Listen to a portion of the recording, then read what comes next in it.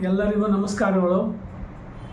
ನಾನು ಗೋಪಾಲ್ ಶೆಟ್ಟಿ ಅಂತೇಳಿ ನಿವೃತ್ತ ಕರ್ನಾಟಕ ವಿದ್ಯುತ್ ನಿಗಮದಲ್ಲಿ ಕಚೇರಿ ವ್ಯವಸ್ಥಾಪಕನಾಗಿ ಕೆಲಸ ಮಾಡುತ್ತಿದ್ದು ಧಾರವಾಡದಲ್ಲಿ ನಾನು ವಾಸಿಸ್ತೀನಿ.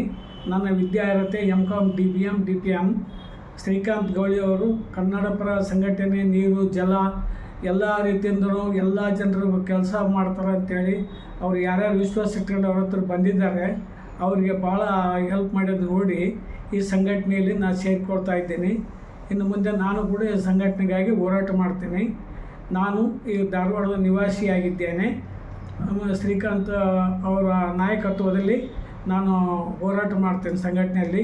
ನನಗೀಗ ಧಾರವಾಡ ರಾಜ್ಯ ಪ್ರಧಾನ ಕಾರ್ಯದರ್ಶಿ ಹಾಗೂ ಧಾರವಾಡ ಉಸ್ತುವಾರಿ ಕೊಟ್ಟಿದ್ದಕ್ಕಾಗಿ ಈ ಸಂಘಟನೆಯ ಅಧ್ಯಕ್ಷರಿಗೆ ಹಾಗೂ ಎಲ್ಲ ಸಂಘಟನೆ ಪದಾಧಿಕಾರಿಗಳಿಗೆ ನನ್ನ ಧನ್ಯವಾದಗಳು.